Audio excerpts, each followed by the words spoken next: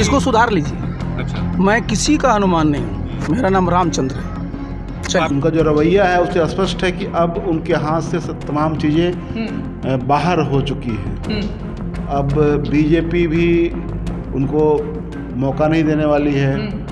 उधर अब जेडीयू में तो उनका पत्ता साफ ही हो चुका है। और ललन सिंह को भाव दिया गया कि आने वाले समय में शायद आरसीपी की जगह वही अब केंद्रीय मंत्री बनने वाले हैं। माना ये जा रहा था कि वो नीतीश कुमार का विकल्प बनने की दिशा में आगे बढ़ रहे हैं और बीजेपी से उनकी साठगांठ है। वो किसी के मोहताज नहीं है, इतने कमज़ोर नहीं है। IAS अधिकारी रहे हैं, उनकी बेटी भी IPS अफसर है। ये सब बौखलाहट में कही गई बातें हैं। जी। किसी को कौन भेज देता है पूछने के लिए? सवाल तो बनता ही जी। है। जो सवाल पूछा जा रहा था वो सवाल बनता है। नमस्ते, मैं हूं रंजीत झा और आप देख रहे हैं ट्रस्ट न्यूज। हमारे साथ हैं ट्रस्ट न्यूज के संपादक हेमंत कुमार। सर, आपका बहुत बहुत स्वागत है। धन्यवाद। एक वीडियो वायरल हो रहा है केंद्रीय इस्पात मंत्री RCP सिंह का, जिसमें वह बयान दे रहे हैं। वो बयान सुनने लायक है। वह कह रहे हैं कि मैं किसी का हनुमान नहीं रहा हूं, मैं खुद रामचंद्र हूं। और इस पर उन्होंने और भी बहुत सारी बातें इस वीडियो में कही हैं, जो एक छोटा सा ही वीडियो है। पहले मैं चाहूँगा कि आप वो सुन लें, फिर हम आगे सर के साथ इस मुद्दे पर चर्चा करेंगे। हमारा घर कहाँ है? मुस्तफापुर मालती, जानते हो? जी जी। तो हमारा घर है वहाँ, आइए बस दिखाएंगे आपको। नहीं, जैसे चिराग बीजेपी के हनुमान कहे जाते थे, उसी तरह आप भी नीतीश के हनुमान थे। मैं हनुमान नहीं हूँ, मेरा नाम रामचंद्र है। जी, रामचंद्र जी। तो नीतीश तो इसको सुधार लीजिए। अच्छा, मैं किसी का हनुमान नहीं हूँ, मेरा नाम रामचंद्र है। आप चलिए। नीतीश के बारे में अरे हम किसी के बारे में क्यों बोले आपको जी? मैंने आपने बोला हनुमान, तो मैं किसी का हनुमान है, मैं रामचंद्र हूँ। मेरा नाम ही रामचंद्र है जी। नीतीश से इतनी बेरुखी क्यों हो गई सर? वो आप जानिए, मुझे क्या पता है जी कि हमसे ये तो आपको पता होगा, हमको कोई पता नहीं है। सर, संगठन के बहुत बड़े आधार माने जाते हैं। हम ऐसा हमको तो नहीं पता है, आपको पता होगा। हम तो सिंपल आदमी है भाई। नहीं, आप पे नीतीश ने भरोसा क्यों नहीं जताया इस बार क्या चीज़ का? राज्यसभा सीट देने? आप जानते होंगे बेटा। नहीं, क्यों? हम तो नहीं जानते। अरे तो हम कहेंगे। आपने तो सब- अच्छा सुनिए, आपको अच्छा सुनिए, ये सवाल जो आपको भेजने के लिए बोला है ना, नहीं, कोई नहीं भेजा। उन्हीं से पूछ लीजिएगा। चलो हम गोदी मीडिया नहीं है सर। चलिए चलिए। तो सुना आपने, उन्होंने स्पष्ट लहजे में कहा है कि आपको कौन यहाँ भेजा है पूछने के लिए। मैं किसी का हनुमान नहीं हूँ, मैं खुद रामचंद्र हूँ। इसके क्या मायने हैं सर? सबसे पहले RCP सिंह जो बातें कह रहे हैं कि मैं खुद रामचंद्र हूँ, ये किस तरह का एक इस भाव में एक तेवर, एक अकर आपको दिखाई पड़ रही है? बिल्कुल, ये जो उनका जो रवैया है उससे स्पष्ट है कि अब उनके हाथ से तमाम चीज़ें बाहर हो चुकी हैं। अब बीजेपी भी उनको मौका नहीं देने वाली है। उधर अब जेडीयू में तो उनका पत्ता साफ ही हो चुका है। तो जिस वीडियो का हम लोग जिक्र कर रहे हैं वह जमुई गए हुए थे पिछले दिनों, और वहाँ एक निजी कार्यक्रम में। लेकिन निजी कार्यक्रम में भी गए थे तो अमूमन RCP जब भी कहीं जाते हैं तो उनके पीछे बहुत सारे लोगों की कतार लग जाती है। लोग मिलने के लिए आते हैं। उनके संगठन में उनके बहुत सारे लोग थे। लेकिन धीरे धीरे जो उनका ऑपरेशन RCP जो जेडीयू के राष्ट्रीय अध्यक्ष ललन सिंह और मुख्यमंत्री नीतीश कुमार ने मिलकर जो ऑपरेशन RCP किया, उसका नतीजा है कि अब उनके पास संगठन के लोग भी आने से हिचकते हैं। जमुई में देखा गया कि वहाँ जिलाध्यक्ष नहीं आए मिलने के लिए उनसे, और दूसरे लोग भी नहीं मिलने के लिए आए। लेकिन मीडिया के लोग थे, क्योंकि वो खबर तो बन जाते हैं RCP। इस वजह से मीडिया का जमावड़ा था। वह वहाँ से बच करके निकलना चाह रहे थे कि किसी से बात करने की नौबत नहीं आए। लेकिन मीडिया ने उनको घेर लिया और उनसे सवाल किया गया। तो उन्होंने कहा कि ये जो वायरल हो रहा है कि मैं किसी का हनुमान नहीं हूँ, मेरा नाम रामचंद्र है, मैं रामचंद्र हूँ। तो इससे वो दो बातें स्पष्ट कर रहे थे कि मैं किसी का पिछलग्गू नहीं हूँ, मैं किसी का झोला नहीं ढोता हूँ। उदाहरण दिया गया था क्या चिराग पासवान की तरह। हाँ, चिराग पासवान उधर मोदी जी के हनुमान है और आपको माना जाता है कि आप नीतीश कुमार के हनुमान हैं। उन्होंने इसका जवाब दिया कि मैं किसी का हनुमान नहीं हूँ, और उनके पूरे उनकी भाषा में जो तलखी थी उससे लग रहा था कि उनके भीतर की जो नाराज़गी बाहर झांक रही है। तो इससे ये लग रहा है कि RCP का अब खेल ख़त्म हो गया हुआ है, और ख़ास करके बीजेपी या प्रधानमंत्री नरेंद्र मोदी कोई भी आज की तारीख में नीतीश कुमार को नाराज़ करने की स्थिति में नहीं है, क्योंकि सामने राष्ट्रपति का चुनाव है और एक एक वोट का महत्व है। और नीतीश कुमार ने आश्वस्त कर दिया है कि हम एनडीए उम्मीदवार को अपना समर्थन देंगे। तो इस मौके पर जो ये लग रहा था कि प्रधानमंत्री हो सकता है कि आरसीपी को एक तुरूप का पत्ता के रूप में उनका इस्तेमाल करेंगे और उनको मंत्रिमंडल में कंटिन्यू करेंगे और उनको रखेंगे, उनको हो सकता है कि राष्ट्रपति से मनोनीत करवा दें। ये सब अब संभावनाएं धीरे धीरे खत्म हो रही है। एक वीडियो सर सामने आया था जिसमें सबने देखा किस तरह ललन सिंह को दिल्ली में भाव दिया गया। प्रधानमंत्री ने खुद इशारे में कहा ललन जी इधर आइए, और हाँ, और फिर अपने बगल में जेपी नड्डा के बगल में अगली पंक्ति में उन्होंने उनको बिठाया भी। तो इससे एक मैसेज तो यह गया कि जैसा कि आपने कहा कि नीतीश कुमार को नाराज़ करना नहीं चाहते हैं। जो बिहार एनडीए में खटपट दिखाई पड़ रही थी उसको भी एक पाटने की कोशिश हुई और ललन सिंह को भाव दिया गया कि आने वाले समय में शायद आरसीपी की जगह वही अब केंद्रीय मंत्री बनने वाले हैं। ये भी संभावना है बहुत ज़्यादा इस बात की, क्योंकि वो जगह खाली होगा। जगह खाली होगा तो मुझे लगता है कि ऑफर दिया जाएगा कि आप मंत्री बनिए, और उसमें सबसे सूटेबल हमको लगता है कि ललन सिंह ही हैं। जी, फिर अब आरसीपी सिंह के भविष्य की अगर हम लोग बात करते हैं तो अगर इसमें देखा जाए तो आपने वीडियो में जो तेवर उनके देखे कि वह न नीतीश कुमार के साथ जाने वाली बात है कि उन्होंने कह दिया कि मैं नीतीश कुमार को भी उतना नहीं मान रहा हूं, और बीजेपी ने दिल्ली में प्रधानमंत्री के इशारे में ही दिख गया कि वो भी अब आरसीपी सिंह की जगह ललन सिंह की तरफ दिख रहे हैं। उनसे यह भी पूछा गया था कि आप राष्ट्रीय पार्टी के राष्ट्रीय अध्यक्ष बनेंगे, तो उन्होंने कहा कि आप ये जेडीयू में हैं, तो उन्होंने कहा कि मैं हूँ या नहीं हूँ मुझे पता नहीं है। हाँ, बूथ को लेकर के पूछा गया कि आप संगठन में बहुत ये रहे हैं, मैं कुछ नहीं हूँ, मैं कुछ नहीं जानता हूँ, एक तरह का ये स्टेटमेंट था। तो भविष्य क्या देख रहे हैं आप? भविष्य ये लग रहा है कि अब आरसीपी के लिए गुंजाइश बहुत कम बच गई हुई है।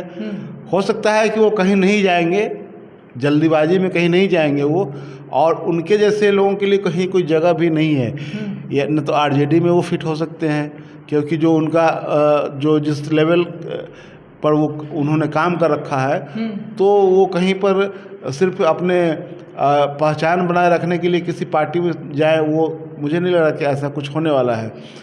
वो कुछ दिनों तक हो सकता है वेट एंड वॉच करेंगे, निष्क्रिय हो जाएंगे। जिस हिसाब से सर वो जदयू में रहकर जदयू के खिलाफ ही बगावत जैसे तेवर में बात कर रहे हैं, बोल रहे हैं, नीतीश कुमार के खिलाफ बोल रहे हैं, सब कुछ इनको दिखाई पड़ रहा है। तो ऐसी परिस्थिति में जदयू क्या कोई आगे से एक्शन लेना चाहेगा, या फिर आरसीपी सिंह अपने कार्यकाल समाप्त होने के बाद कुछ और देखेंगे, एनडीए से हट करके कोई रास्ता देख रहे हैं क्षेत्रीय दल से ऊपर राष्ट्रीय पार्टी की अगर बात करें? हमको लगता है कि बहुत अगर ये उनकी राजनीतिक इच्छा अगर बहुत जोर मारेगी तो वो कांग्रेस की ओर जा सकते हैं जी। मुझे ऐसा लग रहा है कांग्रेस में ही उनको वो स्पेस मिल सकता है जी।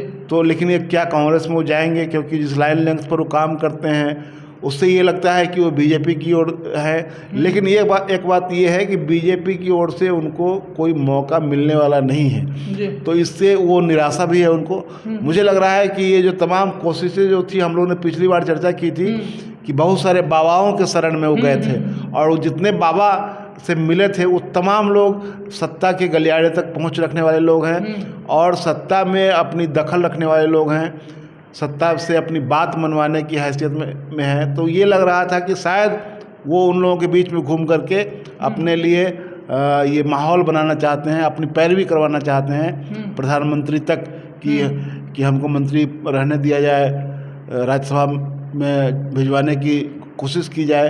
राज्यसभा में जाने का एक ही रास्ता है कि राष्ट्रपति के मनोनयन से जो लोग बनते हैं वो सब उसमें सीटें खाली है और उसके ज़रिए जा सकते हैं। तो ये जो लग रहा था, तो अब मुझे लग रहा है कि इनका जो तेवर है उससे नहीं लग रहा है कि बीजेपी से इनकी कोई बात बनती दिख रही है। और जब नीतीश कुमार ने ऐलान कर दिया है कि हम एनडीए के उम्मीदवार को समर्थन देंगे अपना, और उस दिन जो ललन सिंह, आपने जो ललन सिंह के बारे में कहा कि ललन सिंह को जो प्रधानमंत्री ने नाम लेकर के बुलाया कि ललन जी इधर आइए, इधर आइए, और उनको अपने बगल में बिठाया, जो उस दिन द्रौपदी मुर्मू का जो नॉमिनेशन था उस दिन, तो जाहिर सी बात है कि ये लग रहा है कि आरसीपी के लिए बहुत सारा स्पेस नहीं बचा हुआ है, और इसी झुंझलाहट में वो कुछ कर रहे हैं। और देखें, ये जाहिर सी बात है कि आरसीपी का जो रुतबा था, जो जलवा था बिहार में संगठन के ऊपर में, जो उन्होंने पकड़ बनाई थी, अपने लोगों को रखा था, खास करके जेडीयू से महिलाओं को जोड़ने के लिए बहुत बड़ा काम उन्होंने किया था। महिलाएं काफ़ी संख्या में जुड़ी थी। तो धीरे धीरे वो सब कुछ जो है अब उनके हाथ से निकल गया हुआ है, क्योंकि उनके लिए अब स्पेस छोड़ा नहीं गया है। माना ये जा रहा था कि वो नीतीश कुमार का विकल्प बनने की दिशा में आगे बढ़ रहे हैं और बीजेपी से उनकी साठगांठ है। तो बीजेपी ने से साठगांठ तो दिख रहा था और उसी तरह की भाषा का भी इस्तेमाल कर रहे थे, लेकिन मुझे लग रहा है कि वो बीजेपी के लिए एक क्रूशियल पोजीशन है राष्ट्रपति का चुनाव, और कोई रिस्क नहीं बीजेपी लेना चाहती है कि सिर्फ आरसीपी के चलते नीतीश कुमार को नाराज कर दिया जाए। एक सवाल ये भी है कि आरसीपी सिंह ने जिस हिसाब से कहा कि मैं खुद रामचंद्र हूँ, मतलब कहने का संदेश ये है कि नीतीश कुमार ने मुझे नहीं बनाया। क्या ऐसा लगता है कि अगर उनके सफ़र को, सियासी सफ़र को देखा जाए तो बगैर नीतीश कुमार के आरसीपी सिंह उर्फ रामचंद्र इतने आगे आ सकते थे? ये कहना तो थोड़ा ओवर प्ले करना है। सबसे पहली बात तो ये है कि आरसीपी सिंह एक नौकरशाह रहे हैं, IAS अधिकारी रहे हैं। आरसीपी सिंह प्रधान सचिव रहे हैं मुख्यमंत्री नीतीश कुमार के। उसके बाद वो राजनीति में उनको नीतीश कुमार ने लाया, राज्यसभा का मेंबर बनवाया, वो मंत्री बने। मंत्री बनने के कारण ही खटपट हुआ, क्योंकि ये माना जाता है कि नीतीश कुमार की असहमति के बावजूद वो मंत्री बन गए थे, क्योंकि नीतीश कुमार उसमें प्रतीकात्मक भागीदारी नहीं लेना चाहते थे मंत्रिमंडल में। वो चाह रहे थे कि हमको संख्या के लिहाज से कम 2-3 लोग को मंत्री बनाया जाए, और इस वजह से उनकी नाराज़गी थी। तो कुल मिलाकर ये था कि जो आरसीपी सिंह सेल्फ मेड अफसर रहे हैं, लेकिन सेल्फ मेड नेता नहीं। नेता उनके निर्माण में, नेता के रूप में उनके निर्माण में, नेता बनाने में उनको नीतीश कुमार का बड़ा योगदान है। नीतीश कुमार ने ही उनको अफसर से नेता की बनाया और उनको जगह दिया। तो ये कहना कि वो हाँ, ये बात है कि वो किसी के मोहताज नहीं है, इतने कमज़ोर नहीं है। IAS अधिकारी रहे हैं, उनकी बेटी भी IPS अफसर है। तो कुल मिलाकर उनके दामाद IAS अफसर हैं, तो मोहताज नहीं है। हाँ, ये है कि राजनीतिक रूप से वो सक्रिय रहने वाले आदमी हैं। मुझे नहीं लगता है कि वो पीछे जाएंगे। तो इधर का स्पेस जो अब उनके लिए जो बंद होता हुआ दिख रहा है, ये तब तक है कि अगर मान लें कि बीजेपी और जेडीयू में कोई खटपट ना हो, कोई दूरी ना बन जाए, तब तक उनके लिए कोई जगह नहीं है। जी, अब सवाल सर ये है, एक आखिरी सवाल है। उस वीडियो में आखिरी पोर्शन ये था कि एक पत्रकार ने पूछ दिया कि आपको नीतीश कुमार ने आप पे भरोसा क्यों नहीं किया, आपको फिर से राज्यसभा क्यों नहीं भेजा। उन्होंने कहा कि ये मुझे नहीं पता, ये आप जानते होंगे या वो जानते होंगे, लेकिन एक चीज़ उसमें ये तलखियाँ थी कि आपको कौन भेजा है उनसे जाके पूछिए। तो किसकी ओर इशारा था? ललन सिंह की ओर, नीतीश कुमार की ओर, किसके ऊपर? हाँ, वो इशारा उधर, ये बौखलाहट, ये सब बौखलाहट में कही गई बातें हैं जी। किसी को कौन भेज देता है पूछने के लिए? सवाल तो बनता ही है। जो सवाल पूछा जा रहा था वो सवाल बनता है उनसे। ये अलग बात है कि वो सवाल का जवाब नहीं देना चाह रहे थे और बौखलाहट में कह रहे थे कि आपको किसने भेजा है।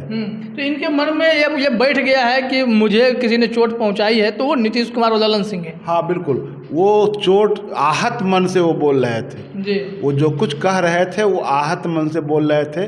तो उनका जो मन आहत है उसी का वही प्रकट हो रहा था उनकी बातचीत में, जो मीडिया को कह रहे थे कि मैं किसी का हनुमान नहीं हूँ, मेरा नाम रामचंद्र है, नोट कर लीजिए, सुधार लीजिए। ये तमाम बातें वो कह रहे थे हाँ, कि नोट कर लीजिए, सुधार लीजिए, मैं किसी का हनुमान नहीं हूँ, मेरा नाम रामचंद्र है, रामचंद्र। इस बात को नोट कर लीजिए और सुधार लीजिए आप।